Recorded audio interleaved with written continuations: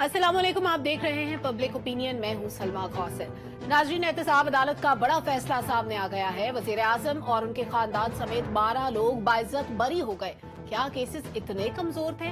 अगर सियासी point scoring के लिए केसेस बनाए तो किसका कंधा इस्तेमाल हुआ? 800 अरब रुपए की रिकवरियों के दावे सुन सुनकर अवाम के कान पक गए। वो पैसा कहाँ गया, किससे वसूल हुआ और किसको मिला? कौमी खजाने में तो सिर्फ 15 अरब रुपए आए। क्या इदारे का इस्तेमाल पॉलिटिकल इंजीनियरिंग के लिए हो रहा है? अगर एक इदारा ऐसे इस्तेमाल हुआ तो बाकी इदारों से भी कोई बईद नहीं कहां कहां इस्तेमाल हो जाए। अभी तो इलेक्शन कमीशन से कौम उम्मीदें लगाए बैठी है कि वक्त पर इलेक्शन हो जाएंगे। मौलाना के घर पर निगरान सेटअप पर मुशावरत हो चुकी है। उधर ख्वाजा आसिफ कहते हैं कि नवाज शरीफ का वापस आना जरूरी, लेकिन उनके साथ हुई ज्यादती की तलाफी उससे भी ज्यादा जरूरी है। दूसरी जानिब दहशतगर्द हमले हैं कि थमने का नाम नहीं ले रहे। अफगानिस्तान के लिए पाकिस्तान के नुमाइंदा खुसूसी आसिफ दुरानी 3 रोजा दौरे पर अफगानिस्तान पहुंच गए हैं। अफगान सरकारी मीडिया ने रिपोर्ट किया है कि अमीर खान मुत्तकी ने कहा है, हम अपनी सरजमीन किसी मुल्क के खिलाफ इस्तेमाल नहीं होने देंगे। लेकिन इससे कबल वजीर दिफा ख्वाजा आसिफ ने भी काबुल का दौरा किया था। इसके बावजूद वो ये कहने पर मजबूर हो गए कि अफगानिस्तान हमसाया मुल्क होने का हक अदा नहीं कर रहा। अस्करी क़यादत पहले ही ऐसे वाक़यात के खिलाफ सख्ती से निपटने का पैगाम दे चुकी है। आखिर अभी हालात किस तरफ जाने वाले हैं, जानने के लिए हमारा निहायत कॉम्पिटेंट पैनल हमेशा की तरह हमारे साथ मौजूद है। एहतशाम साहब, सबसे पहले आज के सियासी मामले कर लेते हैं। वज़ीर आज़म शहबाज शरीफ बरी हो गए, उनकी फैमिली के जितने लोग थे बरी हो गए। 2018 से केस चलना शुरू हुआ। आखिर केसेस इतने कमजोर क्यों थे? हम तो ये समझते थे, एक आम बंदे की अंडरस्टैंडिंग ये है कि जब फर्द जुर्म आयद होती है तो उसका मतलब ये है कि जुर्म साबित हो चुका है, उसके खिलाफ सबूत है, गवाहान मौजूद है। लेकिन ये क्या है? सलमा, देखें, ओवर द ईयर्स नैब का अदारा जिस तरह काम करता रहा है, आपने देखा नवाज शरीफ साहब ने कायम किया था, मुशर्रफ साहब ने मजीद इसमें तब्दीलियाँ की थी। लेकिन आज ये मैं कहने पे मजबूर हूँ कि नैब का अदारा डॉक्टर साहब मरहूम हो गया। आज जिस अंदाज से नैब के प्रोसिक्यूटर्स उन्होंने अपीलों में जाना बंद कर दिया है, वो कहते हैं कि जी हम क्या करें, नैब का लॉ तब्दील करने के बाद हमारे पास कोई चीज़ रह नहीं गई कि हम किसी को परसू करें। अभी देख लें 200 से ज़्यादा लोगों के केसेस जो है ना ख़त्म हो गए। ये तो 12 कब आए? वायदी वे इन पे जो आखिरी केस 25 अरब की मनी लॉन्ड्रिंग का था, शहबाज शरीफ वाला, पीटीआई की हुकूमत कहती थी बड़ा सॉलिड साउंड केस है, लेकिन इस तरह हमारे यहाँ होता है कि केसेस तैयार करके भेजते नहीं, लेट हो जाते। अब पहली तो बात यह है कि 50 करोड़ की करप्शन, 50 करोड़ से ऊपर की करप्शन के ऊपर नैब हरकत में आएगा। मसलन आप 49 करोड़ 99 लाख की करप्शन करने आपके हाथ नहीं डाला जाएगा, नहीं हाथ डाला जाएगा। देखिए अब सूरत हाल क्या है। आज मेरी डॉक्टर साहब एक नैब के बड़े अहम बंदे से बात हुई, वो थोड़ा सा पहले रिटायर हुए, बड़ी सीनियर पोजीशन में रहे हैं। मैंने कहा जी ये क्या हुआ, क्या है? कहने लगी देखें इसका तो फ़ायदा सबको हुआ, अगरचे जब नैब का लॉ तब्दील किया गया तो बुनियादी तौर पे पीडीएम की जमातों के लिए था, लेकिन बायदी वो कहते हैं कासिम के अब्बा को भी इसका फ़ायदा हुआ है। अब कई हवालों से वो फंस रहे हैं, लेकिन इन्होंने कहा कि अब जान छूट रही तो छूट जाए उसकी। असल बात यह है कि जी ये जिसको कहा जाता है ये पैरेलल अदारा खड़ा किया गया था, ये पॉलिटिकल विक्टिमाइजेशन के लिए था, साबित हो गया, अभी छंटिंग के लिए था। इसको अभी आप कहते हैं शायद Khan Abbasi former prime minister कहते हैं इसको बंद कर दिया जाए अगर मुल्क की तरक्की चाहिए।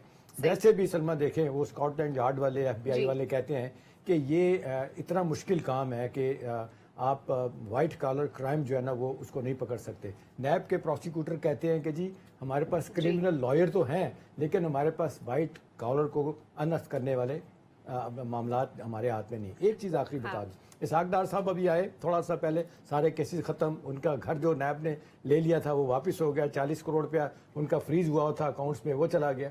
देखिए अब मौजूदा हालात में तो वाकई वक्त आ गया कि इसको बैन करके एक जो मौजूदा सूरत हाल जो 1935 का क्रिमिनल जस्टिस सिस्टम चल रहा है उसी के ऊपर ही सारे मामला, यानी जो हुकूमत में आता है उसके केसेस भी खत्म हो जाते हैं, वो किसी वॉशिंग मशीन में दोबारा से धुल भी जाता है, नीट एंड क्लीन भी हो जाता है। डॉक्टर साहब, एहतशाम साहब ने जैसे कहा मरहूम इदारा, इसको बंद क्यों नहीं कर देते? अदालतें मौजूद हैं, पहले से इंसाफ का एक निजाम चल रहा है, तो इस खास इदारे की जरूरत क्या पेश आई थी? देखिए मनी लॉन्ड्रिंग की बात हो रही है, एहतसाब अदालत को प्राइम मिनिस्टर के खिलाफ, उनके बेटे के खिलाफ, खानदान के खिलाफ सबूत नहीं मिले, तो सबूत एग्जिस्ट नहीं करते होंगे, उनको नहीं मिले। हैविंग सेड दैट, देखिए वाइट कॉलर जैसे एहतशाम साहब ने कहा माली जराइम है, इनको आपको फोरेंसिक अकाउंटेंट्स चाहिए होते हैं, इसमें आपको फाइनेंशियल इन्वेस्टिगेशन के एक्सपर्ट्स चाहिए होते हैं, इसमें आपको स्पेशलाइज्ड प्रोसिक्यूटर्स चाहिए होते हैं। नैब के पास इन तीनों में से कोई भी कैटेगरी नहीं है। अच्छा, अब आप बंद करने वाली बात कर रहे हैं, इसको कतन बंद नहीं करना चाहिए, और वजह यह है کہ آپ دنیا بھر میں دیکھ لیں کرپشن کا جو نقصان ہوتا ہے معیشت کو وہ بہت بڑا ہوتا ہے. جن ممالک میں کرپشن زیادہ ہوتی ہے وہاں پہ فورن ڈائریکٹ انویسٹمنٹ جو بیرونی سرمایہ کاری ہے وہ تو جاتا ہی نہیں ہے. اور پھر ملک کے اندر یہ ہوتا ہے کہ حکومت زیادہ تر جو اپنے اخراجات ہے وہ ایسے پروجیکٹس کے اوپر خرچ کر دیتی ہے جس میں کمیشنز بننی ہوتی ہیں. نہ تعلیم کے اوپر پیسہ جاتا ہے اور نہ صحت کے اوپر پیسہ جاتا ہے. دیکھیے ہانگ کانگ میں ایک ایسا ادارہ ہے اس کا کنوکشن ریٹ احتشام صاحب 84% ہے. جو سنگاپور کا ادارہ ہے اس کا کنوکشن ریٹ 97% ہے. آپ کو پتا ہے ہمارے نیب کا کیا کنوکشن ریٹ ہے؟ 9% سے بھی کم. 8%. جی 9% سے بھی کم. آپ سوچئے ملیشیا کا جو سب سے کم گنا جاتا ہے اس کا 80% کنوکشن کا ریٹ ہے. تو ادارہ بند نہیں کرنا, ادارے کو پروفیشنلائز کرنا ہے. اس میں فورنزک اکاؤنٹنٹس لانے ہیں, اس میں اسپیشل پروزیکیوٹرز لانے ہیں تاکہ وہ کرپشن والا جو معاملہ ہے جو رکاوٹ ہے ہماری اکنامک پروگریس کے لیے اس کو روکنا ضروری ہے. رکاوٹ کو روکنے کے لیے کام کرنا ہے. ٹھیک ہے, یہ سیاسی مقصد کے لیے بنایا گیا تھا, وہ سیاسی مقاصد تو حاصل ہو رہے ہیں, بالکل ہو رہے ہیں. وہ تو انور صاحب ایک تو یہ ادارہ ایسا ہے کہ اس کا احتساب کرنے والا کوئی نہیں ہے نا, آپ کو دوسروں کا احتساب کرنے کے لیے کہتے ہیں, لیکن جو گورنمنٹ میں آتا ہے وہ نیٹ اینڈ کلین ہو جاتا ہے. اور ہر دفعہ پچھلی گورنمنٹ یعنی اس وقت کی اپوزیشن پہ کیسز بنتے ہیں اور جب وہ اپوزیشن گورنمنٹ میں آتی ہے کیسز ختم ہو جاتے ہیں. پھر ابھی ڈاکٹر صاحب نے کہا کہ کرپشن جڑوں سے کھوکھلا کر دیتی ہے کسی بھی ملک کو, لیکن کرپشن تو مورل بھی ہے. جب آپ وہ نہیں ختم کرتے تو فائنینشیل کرپشن کہاں سے ختم ہوگی؟ بالکل صحیح کہا آپ نے. دیکھیے کرپشن کے خاتمے کے لیے آپ کے پاس پہلے سے ادارے ایگزسٹ کرتے تھے. ایف آئی اے موجود ہے, اگر آپ کو کسی ونگ کے قائم کرنے کی ضرورت ہے تو آپ ایف آئی اے کو زیادہ اسٹرینتھن کرتے. نیب کا جو ادارہ تھا اس لیے قائم کیا گیا کہ آپ پولیٹیکل وکٹمائزیشن کر سکیں, اور یہ اس نے ثابت کیا. پھر آپ کو اگر یاد ہوگا احتشام صاحب پلی بارگیننگ یہ ٹرم تھی, اور اس میں بہت سارے لوگ بڑے بینیفیشری بھی رہے. اور آپ یقین جانیے میں آئی وٹنس ہوں بہت سارے ایسی کیسز کا جس میں نیب کے افسران نے خود ان کیسز کو ختم کیا. اور ختم کیوں کیا آپ کو پتہ ہے, فائنینشیل بینیفٹ کے لیے. آپ مجھے یہ بتائیے, بات بالکل درست ہے کہ سیاستدانوں کا تو آپ احتساب کرتے ہیں. نیب میں موجود جو لوگ ہیں جو پلی بارگیننگ کے ذریعے یا پھر ڈائریکٹ آپ کے ساتھ اپنے معاملات کو طے کر کے ان کیسز کو ختم کرتے ہیں, ان کا احتساب کون کرے گا؟ اور تیسری بات, بیوروکریسی اس ڈر سے کام نہیں کرتی. انہیں پتہ ہے کہ اگر ہم نے کام کیا تو نیب جو ہے وہ ہمیں آڑے ہاتھوں لے گا, پکڑ لے گا اور انویسٹیگیشن کرے گا. پہلے جیل میں ڈالیں گے, پھر اس کے بعد تحقیقات کی جائیں گی. بہت سارے 90% جو افسران ہیں جو بیوروکریسی ہے وہ اس لیے کام نہیں کرتی. اس کی مثالیں آپ کے پاس موجود ہے. ماضی کے کئی جو بیوروکریٹس جو بڑے تگڑے تھے جو کام کرنا چاہتے تھے, نیب نے انہیں پکڑا, کیسز وہ ان پر آپ ثابت نہیں کر سکے, لیکن اس کا اثر کیا ہوا؟ جو باقی بیوروکریسی ہے وہ کہتے ہیں ہم کیوں کام کریں اس ملک کی ترقی کے لیے, جبکہ ہمیں سب سے پہلے پکڑا جائے گا. میں جو فائل سائن کروں گا اس کا مجھے جواب دینا پڑے گا, نیب مجھ سے پوچھے گا. بہتر یہی ہے کہ آپ کے ایگزسٹنگ جو آرگنائزیشنز ہیں, ادارے ہیں, ان کو مضبوط کیجئے. نیب کو جو پولیٹیکل وکٹمائزیشن کے لیے آپ نے بنایا تھا اسے ختم کر دینا چاہیے, کیونکہ اس کی وجہ یہ ہے کہ دیکھیے نا, یہ 2018 میں جب ماضی کی گورنمنٹ نے شہباز شریف اور حمزہ شہباز پر کیسز بنائے تو آپ دیکھ لیجیے 2023 سے ان کے پاس کیا ایویڈنس ہی نہیں تھے, تو پیسہ چلتا رہا, آپ کے قومی خزانے کو نقصان پہنچتا رہا اور حاصل وصول کچھ نہیں ہوا. 2018 دیکھ لیے اور 2023, آج بھی یہ کیس وہیں پہ کھڑا تھا جو 2018 سے شروع ہوا. تو بہتر یہی ہے کہ آپ نیب کو ختم کیجئے. باقی وہ فارمر پرائم منسٹر کی بات یہ بالکل درست ہے کہ اگر آپ ملک میں ترقی چاہتے ہیں تو نیب کو آپ کو بند کرنا ہوگا, کیونکہ اگر آپ کے وزیر اعظم جو ہیں وہ نیب کے ٹہرے میں کھڑے ہو سکتے ہیں, احتساب عدالتوں کے دھکے کھا سکتے ہیں, بیوروکریٹس کھا سکتے ہیں, تو مجھے بتائیں کون شخص اس ملک کی ترقی کے لیے کوئی فائل سائن کرے گا یا وہ انیشیٹو لے گا؟ ہر کوئی اس بات سے ڈرتا ہے کہ آئندہ آنے والی جو گورنمنٹ ہوگی اس کے سامنے جواب دینا. کمیشن ہے, سنگاپور میں اکاؤنٹیبلٹی کمیشن ہے, ملیشیا میں اینٹی کرپشن, کیا وہاں پہ بیوروکریٹس نہیں ڈرتے ہیں؟ کیا وہاں پہ ترقی نہیں ہوئی؟ صرف سسٹم بنانے میں تو سالوں لگ جاتے ہیں. ذوالفقار صاحب کو کامنٹ میں شامل کر لوں, پھر اس کے بعد اس ڈیبیٹ کو مزید آگے بڑھاتے ہیں. ذوالفقار صاحب, اس ایکٹ کے اندر جو نیب کا ایکٹ ہے اس کے اندر کچھ ترامیم بھی ہوئی. 2023 میں 17 ترامیم ہوئی جس میں چیئرمین نیب کے اختیارات کو اور بڑھا دیا گیا, یعنی ریمانڈ کی مدت بھی بڑھا دی گئی. چیئرمین نیب ریمانڈ بھی دے سکتا ہے. اب مسئلہ یہ ہے وارنٹ جاری کرنے کا بھی اختیار مل گیا. پرابلم یہ ہے کہ آپ کے پاس اپیل کا حق نہیں ہے. آپ کے جو آئین پاکستان کے پہلے 40 آرٹیکل ہیں وہ آپ کو شہری آزادی, آپ کے حقوق کا تعین کرتے ہیں, پہلے 40 آرٹیکل. اگر یہاں پہ اپیل کا حق ختم ہو گیا, اگر آپ کو نیب سے سزا ہو رہی ہے, دیٹ مینس کہ آپ کے آئین کے ان 40 آرٹیکلز کے ساتھ یہ ایکٹ کنٹراڈکٹری ہے. دیکھیے سلمہ, میں ڈاکٹر صاحب کی بات سے اتفاق کروں گا. میں سمجھتا ہوں کہ اس سے بھی زیادہ جو اکاؤنٹیبلٹی کے ادارے ہیں اس سے بھی زیادہ بااختیار ہونے چاہیے. مسئلہ یہ ہے کہ جو شخص کرپشن نہیں کرتا اس کو ڈر کس بات کا ہے. یہ ایک ٹول کے طور پہ پچھلی حکومت میں एक कासिम के अब्बा को थोड़ा ब्लैकमेल किया कुछ ब्यूरोक्रेट्स ने, ये कहकर कि देखें जी नैब हमें बड़ा डरा रहा है, नैब की वजह से हम काम नहीं कर रहे। सवाल ये है कि जब नैब को रोक दिया गया कि आप किसी ब्यूरोक्रेट का केस नहीं लेंगे, किसी को गिरफ्तार नहीं करेंगे, पहले एक प्रोसेस होगा और उसके बाद गिरफ्तारी होगी, उसके बाद भी किसी ब्यूरोक्रेट ने काम नहीं किया, वो अमलन नॉन कॉपरेशन में थे पीटीआई की गवर्नमेंट के साथ, एक तरह से हड़ताल के ऊपर रहे। ठीक, मैं समझता हूं कि जो जिस तरह इन अदारों को इस्तेमाल किया जाता है, जो इसके हेड्स लगते हैं, उसमें ट्रांसपेरेंसी होनी चाहिए।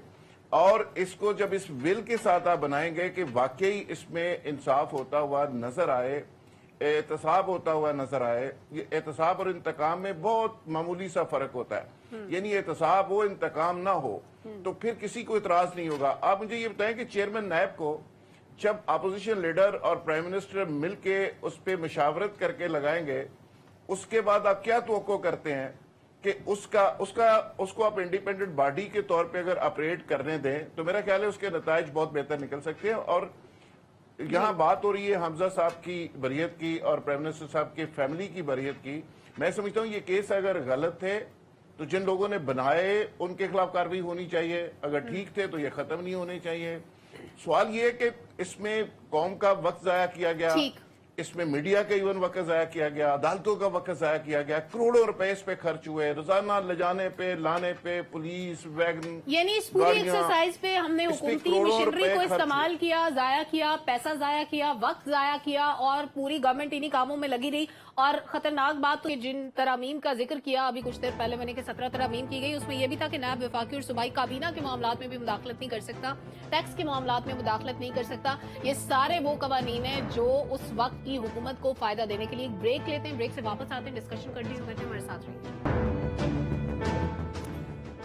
वेलकम बैक नाजरीन, आज के फैसले से मुताल्लिक डिस्कशन को कंटिन्यू करते हैं। एहतशाम साहब, आर्मी एक्ट पे या फौजी अदालतों पे बड़ी तनकीद होती थी कि वहाँ पे ट्रायल नहीं होना चाहिए लोगों का, लेकिन वहाँ पे भी ऑप्शन होता है कि आप जो भी फैसला आया है उसके खिलाफ अपील करते हैं, आर्मी चीफ खुद उस अपील को सुनते हैं। आमतौर पर अदालतों में कोई केसेस चलते हैं, सुप्रीम कोर्ट मौजूद होता है, लेकिन नैब में जो केसेस चलते हैं उसके अगेंस्ट आप अदालत में नहीं जा सकते। यानी मैं सबको पूछूं, मुझे कोई ना पूछे। बुनियादी सवाल है कि डॉक्टर साहब भी कह रहे थे और जुल्फार भी कह रहे थे कि जिस अदारे को रहना चाहिए, मैं और अनवर कह रहे थे को बंद होना चाहिए। आइडियली तो डॉक्टर साहब होना चाहिए कि बिल्कुल अदारा हो, लेकिन अगर ये सियासी मुदाखलत से पाक हो तो फिर बात है। अभी आप वक्त बड़ा कम है, लेकिन डिटेल में अगर आप जाएँ, नवाज साहब की पहली गवर्नमेंट में जब सैफुर रहमान साहब को चेयरमैन बनाया गया था, उन्होंने पीपल्स पार्टी को रगड़ के रख दिया था। मैं ज़ाती तौर पर उनको जानता हूँ, मिला भी करता था जाग, कुछ लोगों के बारे में कहा कि ठीक लोग हैं, मत करें इनके साथ। फिर आया सैयद अमजद हुसैन, जनरल अमजद हुसैन को रखा मुशर्रफ साहब ने, उन्होंने सीधा कारोबारी लोगों को पकड़ना शुरू कर दिया।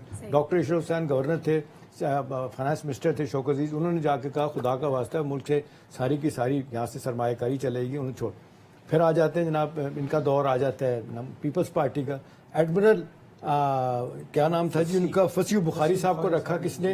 पीपल्स पार्टी ने रखा, उनके दोस्त थे, थोड़ा सा काम किया, उनसे कहा गया कि कुछ काम गलत करने हैं, वो शरीफ आदमी ने छोड़ के चले गए। फिर उसके बाद आपने देखे पीपल्स पार्टी ने और नून ने मिल के चौधरी कमर ज़मान को लगाया, सारे गंदे काम उनसे करवाए करके दिए। देखिए बात यह है कि एक पैसा भी एक सियासतदान से लिया आपने। अभी जो आप 800 मिलियन की बात कर रही थी, 800 रुपए का, सिर्फ 15 अरब आए, वो 15 अरब आए, और बाकी सारा पैसा जो है वो कहाँ से आया 800 रुपया। वो किस तरह हाउसिंग सोसाइटियों में करप्शन का आया, ये इस्लामी फलाई अदारों में जिन्होंने लोगों के कुरान शरीफ के नाम पे पैसे खाए, उनसे लिया गया। देखिए आपको याद होगा कि जो नवाशी साहब इनका केस था, नवाशी साहब का, शहबाज साहब, पूरी फैमिली का, हुदाबिया पेपर मिल, अनवर उसको कहते हैं कि mother of all money laundering cases. इतना राइव केस था जो $30 मिलियन काजी फैमिली से लंदन में लिया था, उन्होंने लंदन में केस किया, उसके बाद इनको मुसीबत पड़ी।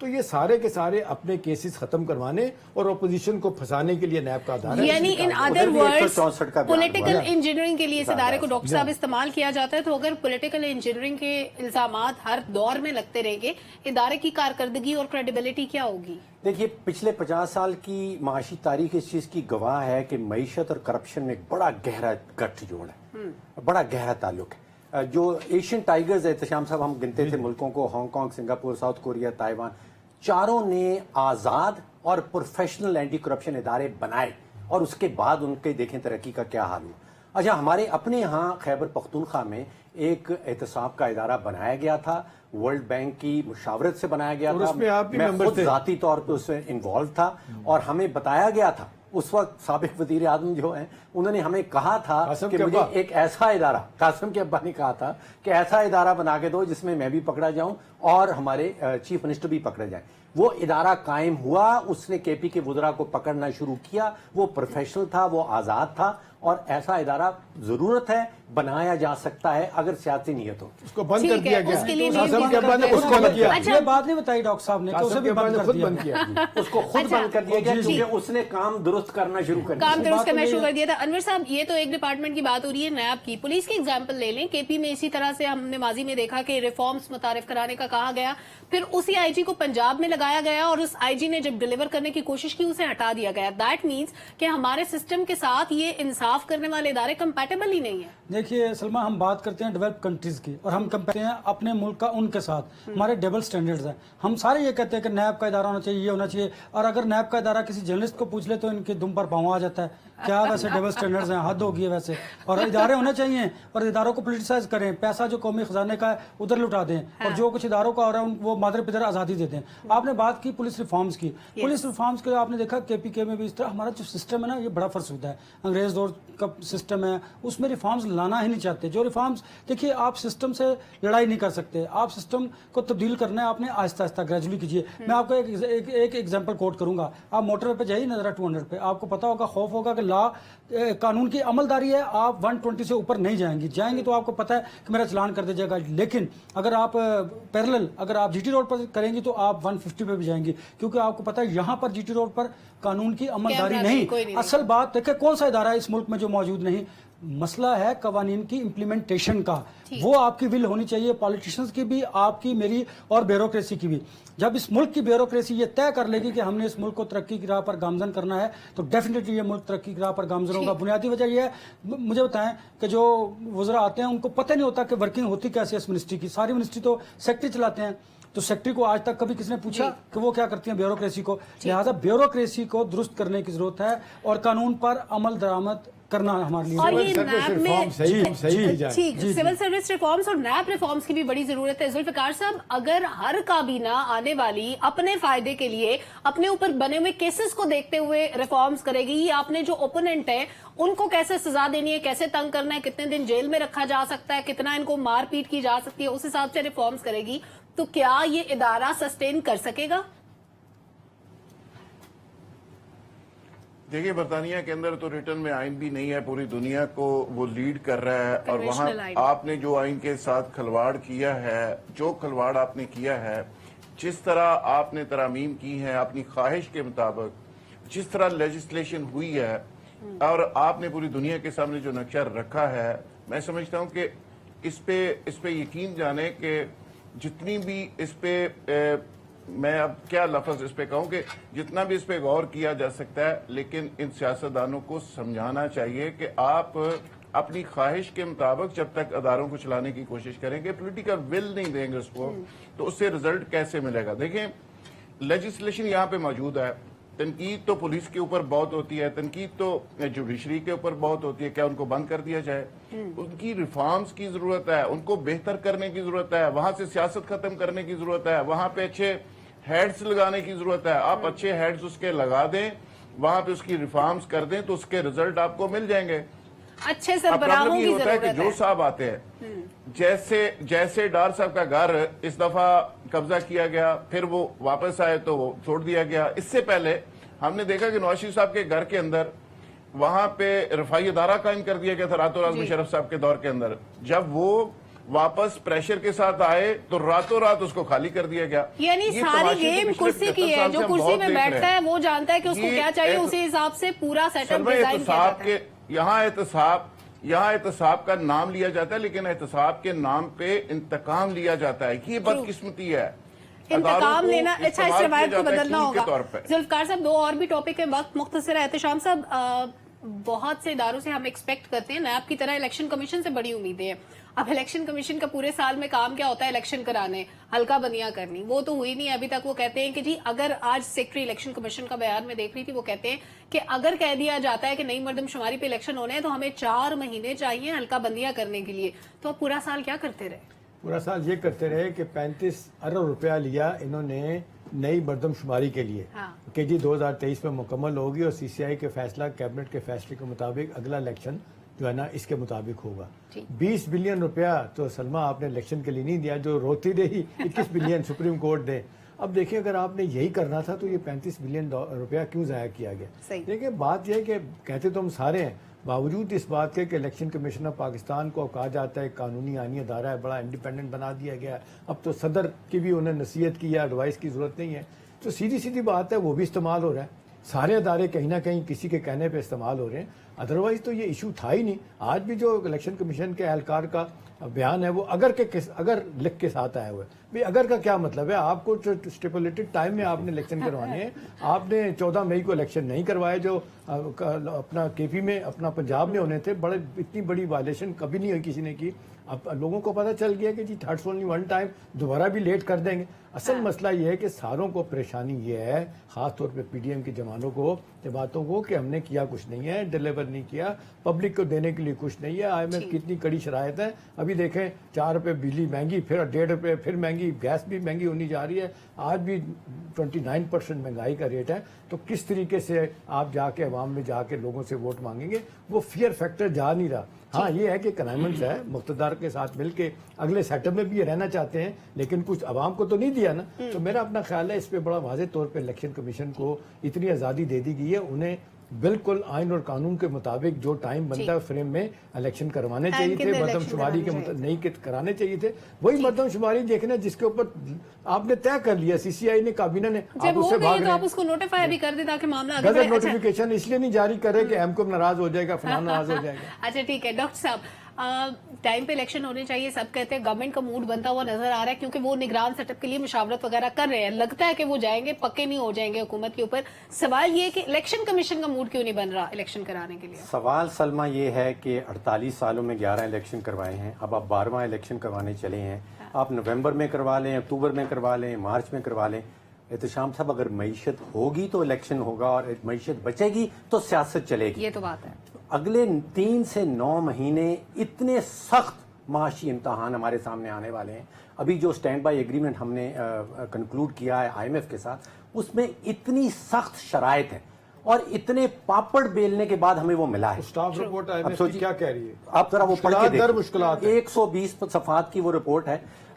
میں جو پاپڑ بیلنے کی بات کر رہا تھا احتشام صاحب، آپ اندازہ کیجئے کہ جی ایچ کیو پینٹاگون سے بات کرتا ہے، پینٹاگون ڈپارٹمنٹ آف اسٹیٹ کے پاس جاتا ہے، ڈپارٹمنٹ آف اسٹیٹ جو ہے وہ ڈپارٹمنٹ آف ڈیفنس کے پاس جاتا ہے، ڈپارٹمنٹ ڈیفنس گھومتے جاتا ہے، ڈپارٹمنٹ آف ٹریجری کے پاس جاتا ہے، department of treasury IMF کے پاس جاتا ہے، اور آپ کا یہاں پہ آگے اگریمنٹ ہوتا ہے. اتنے بڑے بڑے اداروں نے اس کے ساتھ گارنٹیز دے رکھی ہیں پاکستان کے اندر کہ یہ پروگرام ہم نے پورا کرنا ہے. اس میں شرائط اتنی سخت ہیں کہ میں نے پچھلے 70 سالوں میں اتنی سخت شرائط نہیں دیکھی. تو معیشت کو بچانا ہے، آپ نے سیاست کروانی ہے، الیکشن کروانا ہے.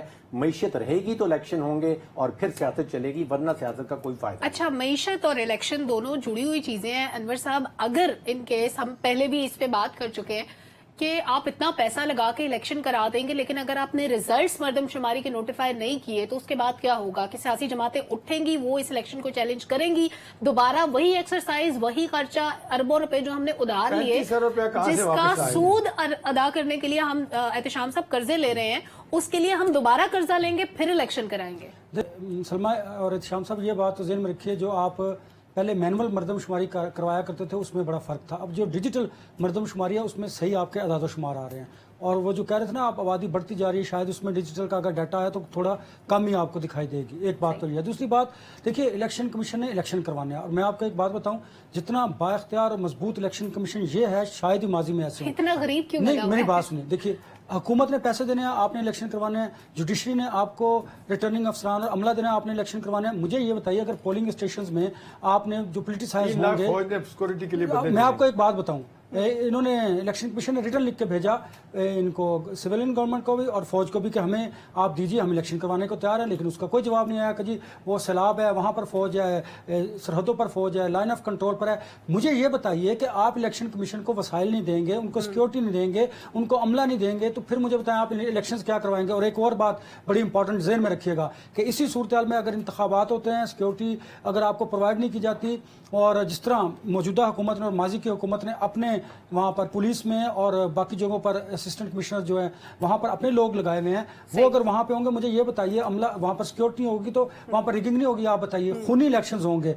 और फिर सबसे बड़ी इंपॉर्टेंट बात, इतने पैसे इतने वसाइल लगाने के बाद अगर आप इनके रिजल्ट्स को तस्लीम नहीं करेंगे तो देन वट बताएं कि क्या होगा, फिर इसके नतायज क्या होंगे और इस मुल्क के साथ फिर क्या होगा। हमारी जेबों से निकाल के पैसे दोबारा इलेक्शन देखना, फिर वही काम हम हमेशा ये बात करते हैं, कल इस पर बात की थी कि हमें इंतखाबात, हम जो कतन कोई एतराज नहीं है, जमहूरी मुल्क है, लेकिन अगर उसके इंतखाबात के नतायज को कोई तस्लीम नहीं करेगा तो उसके जो नुकसान होंगे, जो मसाइल होंगे, उसका जिम्मेदार कौन होगा, इसका भी कोई जवाब नहीं। नतायज गरीब आवाम भुगतेगी, उनकी जेबों से दोबारा पैसे जाएंगे। ठीक है, जुल्फिकार साहब, सुनाई ये दे रहा है मुक्तदर हलकों में कि शायद निगरान सेटअप के आने के बाद कासिम के अब्बा को गिरफ्तार कर लिया जाएगा, क्योंकि कोई भी पॉलिटिकल पार्टी नहीं चाहती कि उनकी गिरफ्तारी को अपने सर ले, उसके बाद उनको साइड पे करके फिर इलेक्शन के लिए कोई तारीख दी जाएगी।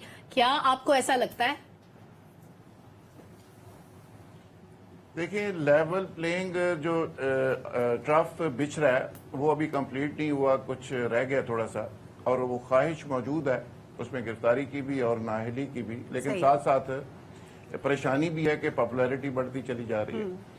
अब देखना यह है कि जिस तरह हम नैब की बात कर रहे थे, उसी तरह हम इलेक्शन कमीशन की बात कर रहे हैं। हर अदारे के अंदर यहाँ पे सियासत घुसी हुई है और हर अदारे के ऊपर सवालिया निशान है, हर अदारे की क्रेडिबिलिटी का इशू है। हर अदारे को इसके लिए अपने लिए काम करना है, डीपोलिटिसाइज करने की जरूरत है, और हर अदारे का जो सरबराह है उसको खुद इस पे काम करना चाहिए, हुकूमत को साथ खड़ा होना चाहिए। इंडिया के अंदर आप देखें, यही इलेक्शन कमीशन है, इतना इंडिपेंडेंट है, उसके पास हेलीकॉप्टर भी मौजूद होता है, वो दौरे भी करते हैं, वो एक ऑर्डर करते हैं, मजाल है कि उस पर कभी किसी की जरूरत हो वो इम्प्लीमेंट भी करवाता है, ऐसा नहीं कि इम्प्लीमेंट नहीं हो सकता। यहाँ पे आप डॉक्टर साहब बता रहे थे कितने इलेक्शन हुए हैं, बताएं कौन सा इलेक्शन है जिसमें जीतने वाला भी बेचारा रो रहा है, हारने वाला भी रो रहा है, दोनों जलसे कर रहे हैं। 13 के अंदर क्या हुआ, 18 के अंदर क्या हुआ और आगे क्या होगा, ये आज ही हमें पता है कि आगे क्या होगा। लेकिन सवाल ये है कि ऐसे इलेक्शन की क्या जरूरत है कि जिसके बाद आप रही सही जो आपकी कसर है तो स्टेबिलिटी के हवाले से वो भी आप खत्म कर बैठे। तो मैं समझता हूं कि आपको अदारों के अंदर से सियासत खत्म करनी होगी, डीपोलिटिसाइज करना होगा और इलेक्शन ऐसा करवाना होगा जिसकी क्रेडिबिलिटी हो, जो तस्लीम किया जाए। ये ना हो कि हारने वाला भी रो रहा है, जीतने वाला भी रो रहा है। यानी अगर इरादा है पॉलिटिकल पार्टीज का नताइज को तस्लीम करने का, तो फिर ये सारी एक्सरसाइज करें, काम का और अपना वक्त भी ना जाया करें, पैसे भी ना जाया करें। एक शॉर्ट ब्रेक, वापस आते हैं, डिस्कशन कंटिन्यू करते हैं, हमारे साथ रहिए। वेलकम बैक नाज़रीन। ब्रेक से पहले इलेक्शन की बात हो रही थी। इलेक्शन के लिए पुरअमन साजगार माहौल होना जरूरी है। एहतशाम साहब, जैसे जैसे हुकूमत जाने का वक्त करीब आ रहा है, दहशतगर्दी के वाकयात में हम देख रहे हैं इजाफा हो रहा है। क्या इन दोनों में कोई रेलेवेंस है, यानी एक्सपेक्टेड इलेक्शन और दहशतगर्दी के वाकयात? देखिए, जाहिर सी बात है, ये जब भी पाकिस्तान में इलेक्शन होंगे, अभी मुहर्रम भी आ रहा है, अल्लाह खैर करे, इस तरह की जब भी कोई चीज़ आती है तो दुश्मन इससे फ़ायदा उठाता है, और ख़ासतौर पर दहशतगर्द। उन्हें तो कोई परवाह नहीं है कि मस्जिद में किसी को मारना है, इमाम बारगाह में मारना है, वो तो हुकूमत को एम्बेरस करना है, बताना है कि जी हम बहुत ताकतवर हैं, आप हमारी बात माने, इस्लामी कानून लेके आए। देखिए सलमा, सीधी सी बात है, 5-6 महीने से मामला इतना ख़राब हो गया है। हिना रब्बानी घर गई थी हमारी स्टेट मिनिस्टर काबुल, उनसे बात करके आई। पहले तो उन्होंने इतनी ज़्यादा लिफ्ट नहीं कराई, ये सोचते हुए कि जी खातून है, खैर उन्होंने बात की। फिर आपने देखा महीना सवा महीना पहले ख्वाजा आसिफ साहब गए थे, ISI के चीफ गए थे, बड़ी सख्त गुफ्तगू करके आए थे, वार्न करके आए थे, इसके बावजूद कुछ नहीं बना। अब ये लास्ट एफर्ट के तौर पे जो है ना, ये आसिफ दुरानी साहब को भेजा गया है कि उन्हें मनाएं। मेरा अपना ख्याल है कि वो मानने के लिए तैयार नहीं है। अब मेरा ख्याल है अदारों ने भी फैसला कर लिया कि जी अब जिस अंदाज से दहशतगर्दी हो रही है, अफगान तालिबान जानते हुए कि जी वो लोग वहाँ पे बैठे हुए हैं, 4000 लोगों का फिगर आ रहा है उन्नर, नूरस्तान और कंधार में, वहाँ से हमले करते हैं और फिर वापस चले जाते हैं, उनको फैसिलिटेट किया जाता है और अफगान गवर्नमेंट करती है। मेरा ख्याल है इसके बाद वही होगा जो चंद अर्सा पहले हमने उनको बॉम्ब किया था हमारी एयरफोर्स ने, से लगता है इस तरह का मामला होगा। ठीक है डॉक्टर साहब, अभी तक दोहा अकॉर्ड पे हम देख रहे हैं अमल दरामद नहीं हो रहा, जो चीजें तय हुई थी उस पर भी अमल दरामद नहीं हो रहा। एक्सपेक्टेड क्या है, इस बातचीत का कोई नतीजा निकलेगा? देखिए 3 चीजें हैं बुनियादी, एक बाय द तो वे दो अकार्ड का तल्लुक इसलिए इतना नहीं बनता कि वो अमेरिका और अफगान गवर्नमेंट के दरमियान था, हमारा उससे कोई तल्लुक नहीं था। वो यही कह रहे हैं अफगान। देखिए 3 चीजें मेरे ध्यान में आती हैं। एक तो पनाह गाहें जो हैं वो इंटरनेशनल बॉर्डर के उस तरफ है, ठीक। बहुत बड़ी प्रॉब्लम हमारे लिए बन जाती। पैसा बेतहाशा है, इंडिया पैसा डालता है, बाकी इंटेलिजेंस एजेंसी पैसा डाल रही हैं। और तीसरी हमारी अपनी कमजोरी ये है कि हमारे पास किसी भी जामे किस्म की कोई कॉम्प्रिहेंसिव एंटी टेररिज्म की स्ट्रेटजी नहीं है, कोई हिकमत अमली हमने नहीं बनाई। अब अफगान तालिबान की टीटीपी की हम बात कर रहे थे, एहतशाम साहब ने कहा कि दोनों का नजरिया जो है वो जो इस्लामी कानून के हवाले से वो एक ही बनता है, और अफगान तालिबान जो है वो टीटीपी वालों को इस्तेमाल भी करते हैं अपने मफाद के लिए। आपको याद होगा एहतशाम साहब, जनरल पेट्रियास ने एक एंटी जो टेररिज्म पॉलिसी बनाई थी, क्लियर होल्ड एंड बिल्ड, कि आपने पहले सफाया करना है उनका और वो फौज नहीं करना है, और उसके बाद उसको इलाके को होल्ड करके रखना है, वो हम सिविलियंस ने करना है, और तीसरा काम सिविलियन ने करना है उसको बिल्ड करने का। तो पहला काम तो हो जाता है, फौज हम डिप्लॉय करते हैं, वो उस इलाके को साफ करती है, उसके बाद फौज वहीं फंस जाती है। हम जो सिविलियन इदारे हैं उसको होल्ड भी नहीं कर पाते और उसको बिल्ड भी नहीं कर पाते। ठीक। अच्छा अनवर साहब, अभी एहतशाम साहब ने कहा कि वो अमेरिका और अफगानिस्तान के दरमियान था, दोहा अकॉर्ड, हमारा उससे कोई ताल्लुक नहीं, डायरेक्टली ना से। एहतशाम साहब की बात बिल्कुल ठीक है, लेकिन हमारी रेलिवेंस ये बनती है कि हम अमेरिका को सपोर्ट कर रहे थे, हम उसमें अमेरिका के अलाय बने हुए थे जब वहां पे कार्रवाइयां हो रही थी। अमेरिका मुआहदा करके निकल गया, हम फंस गए। देखिए एक इसकी वजह यह है कि अमेरिका ये था कि आपने जो उनके साथ डील किया था तो आपको डॉलर्स मिलते रहे, और हमेशा से ऐसे होता है कि पाकिस्तान ने दहशतगर्दी के खिलाफ जंग में जो कुर्बानियां दी हैं वो सबके सामने, पैसों का नुकसान हुआ, आपके शोहदा आपके सामने 70,000 से ज्यादा बंदे चले गए, और अब पता क्या है, ये देखिए ये जो सिक्योरिटी इदारे हैं ना वो अफगान तालिबान और तरीके तालिबान पाकिस्तान दोनों को एक सिक्के के दो रुख समझते हैं, और उन्हें पता भी है, और ये तय कर लिया है हमारी गवर्नमेंट ने, हमारे इदारों ने, कि हमने दहशतगर्दों से बात नहीं करनी। अब दहशतगर्दी को पाक करने के लिए आपको एक और ग्रैंड ऑपरेशन करना पड़ेगा, और आप देखिएगा वो होगा। अब देखिए ना जैसे इंतखाबात करीब आते जा रहे हैं, दहशतगर्दी के वाकयात बढ़ते चले जा रहे हैं, ये भी एक खुदा ना खास्ता वजह हो सकती है इलेक्शन को डिले करने की। ठीक है जुल्फकार साहब, जब दहशतगर्दों के खिलाफ बातचीत करने की बात होती है तो हमारी जो पॉलिटिकल पार्टीज हैं वो ये कहती हैं कि दहशतगर्दों के साथ कोई बात नहीं होगी, लेकिन जब यहां से बातचीत रिफ्यूज होती है तो दुश्मन एजेंसीज उनको सपोर्ट करना शुरू कर देती हैं। फिर स्वात का मामला था, जैसे एक वक्त में ये तक बात हो गई थी कि स्वात उनको दे देना चाहिए, फिर उसके बाद ज़ाहिर है ऑपरेशन हुआ, चीजें चेंज हो गई। अभी आपको क्या लग रहा है कि हुकूमत बातचीत के जरिए मामलात को हल कर सकती है, अपने जाने से पहले सेटल कर सकती है दहशतगर्दी के वाकयात को? देखिए जी, हमने अमन कायम करने के लिए बहुत कुर्बानियां दी हैं, हमने पूरी दुनिया के अमन की जंग पाकिस्तान पे लड़ी है, और पाकिस्तान की सरजमीन इस दहशतगर्दी के लिए इस्तेमाल हुई है, और हमने इसमें सफर किया है। और उसके बावजूद के हजारों लोग हमारे शहीद हुए, हमारे सिविलियन शहीद हुए, हमारे बच्चे शहीद हुए, एपीएस का वाकया हुआ, आपको पता है कि अरबों डॉलर्स की मईशत तबाह बर्बाद हुई। इसके बावजूद हमें शक की नजर से देखा गया, हालांकि हम पूरी दुनिया के अमन की जंग यहाँ पे लड़ रहे थे। फिर अफगानिस्तान के हवाले से जब सुपर पावर वहां पे फंस गई, फिर आपने उसको रेस्क्यू किया, और अफगानिस्तान के लिए हमने वो कुछ किया, वहां से आए हुए अपने भाइयों को इधर रखा, अपने घरों के दरवाजे खोल दिए, दिल के दरवाजे खोल दिए, उनको सीने से लगाया, उसको मोहब्बत दी, कई साल तक यहाँ पे रखा। लेकिन उसके जवाब में जो पाकिस्तान को मिल रहा है वो मैं समझता हूँ कि इतनी ज्यादती है कि एक दफा हम ये समझ रहे थे कि शायद अब अफगानिस्तान को रियलाइजेशन हो गई है, नई गवर्नमेंट आ गई है, लेकिन ऐसा नहीं हुआ। उसके बाद जो कुछ हो रहा है अब एनफ मेरा ख्याल है कि अब सख्त जवाब देने का वक्त अब सख्त जवाब देने का वक्त आ गया, यही नतीजा निकला। बहुत कार से प्रोग्राम का वक्त खत्म हो गया, और आज के प्रोग्राम में यही सामने आया कि नैब को बेहतर करके चलाने की जरूरत है, इलेक्शन हो तो सब तस्लीम करें और मुज़ाकरात के जरिए दहशतगर्दी के इस मामले को खत्म किया जाए। प्रोग्राम का वक्त खत्म हुआ, पब्लिक ओपिनियन के बारे में अपना फीडबैक जरूर दीजिएगा। इजाजत दीजिए, अल्लाह हाफिज।